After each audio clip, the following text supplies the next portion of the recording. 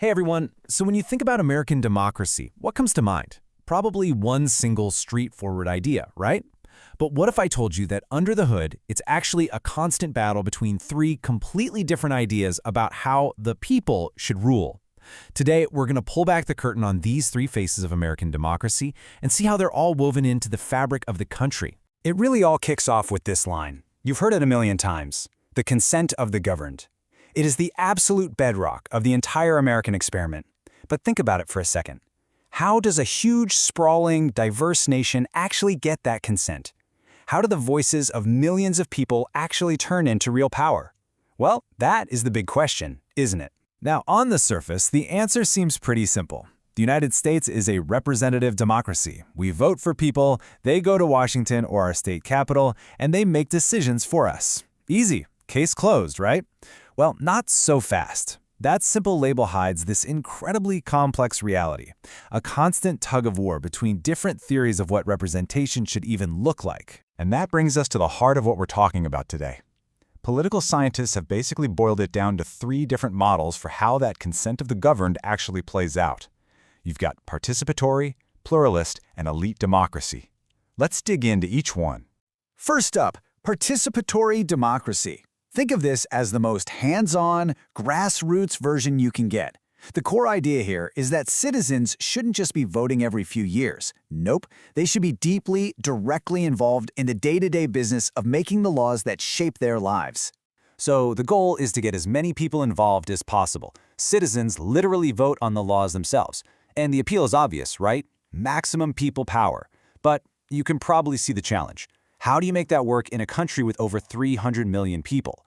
You see it in things like local town hall meetings, or in movements like Occupy Wall Street, which tried to make decisions by direct consensus.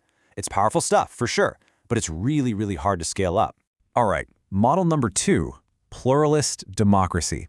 Now, if the participatory model is all about the individual citizen, the pluralist model is all about the group. The idea here is that real political power doesn't just come from individuals, but from people with shared interests banding together to make their voices heard. This model basically sees politics as this big marketplace of ideas, where all these different interest groups are competing for influence. You've got groups like the NAACP fighting for civil rights, the AFL-CIO for workers, the NRA for gun owners. All of them are lobbying, bargaining, and compromising. The theory is that this constant competition keeps any single group from getting way too powerful. And that brings us to our third model, elite democracy. Now, this one argues that actually power should be concentrated in the hands of a smaller group, people with more education, more experience, maybe more wealth. The representatives here aren't just supposed to be mouthpieces for whatever the public wants at that moment. Instead, they act as trustees, using their own judgment to make what they believe are the best decisions for the country. The argument goes that these elites are just better equipped to handle really complicated issues and can act as a kind of safety brake against popular ideas that might actually be dangerous.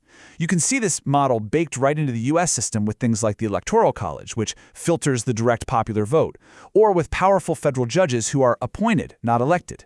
And it's super important to get this. This isn't some kind of accident. It was a deliberate choice in how the government was designed. Now this tension, this fight between these three models, it's not new at all. In fact, it was the central drama when the country was being founded. The huge, fierce debate over whether to even ratify the Constitution was, at its very heart, a battle between these exact same ideas. And the divide was pretty stark. In one corner, you had the Federalists. They wanted a big, strong central government run by elite representatives. They were all about the elite and pluralist models. And in the other corner, you had the Anti-Federalists. They were terrified that a powerful national government would be too far away from the people. They wanted a more participatory model, with power kept small and local. You can hear it in their own words. Here's James Madison and Federalist number 10 arguing that a huge country's actually a good thing. Why? Because with so many competing groups, or factions, no single one could take over. He thought the system would filter public opinion through these wise representatives, creating what he called a happy combination of national and local power. But the Anti-Federalists, writing under the name Brutus, fired right back. They said, no way. In a country this big, real representation is impossible. Your so-called representatives will have no idea what their actual constituents want or need. For them, only small local government could ever truly reflect the will of the people. It's the classic participatory argument. So who won? Well, neither of them really. What we ended up with was a brilliant and, yeah, sometimes really messy compromise. The Constitution didn't just pick one model. It created a system that jams all three of them together. It's got elite parts like the Electoral College, pluralist parts and how laws get made through compromise, and it leaves the door wide open for participatory democracy at the state and local levels. Okay, so that's the history lesson. But this isn't just some dusty old debate. These three models are alive and well, and they are constantly shaping our politics right now. Let's look at how you can see them in action today. Have you ever seen one of those ballot initiatives in your state where you're voting directly on a law? That is pure 100% participatory democracy. It's citizens completely bypassing the legislature and making the law for themselves, whether it's about raising the minimum wage or something else entirely. And pluralism? Oh, it is everywhere. Seriously, once you start looking for it, you can't miss it.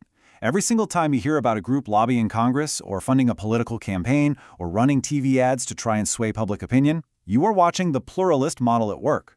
These groups are a constant, powerful force. And of course, the elite model is still very much a thing. I mean, let's be honest about it. People with more time, more money, more education, and better connections, they just have more access and more influence in government.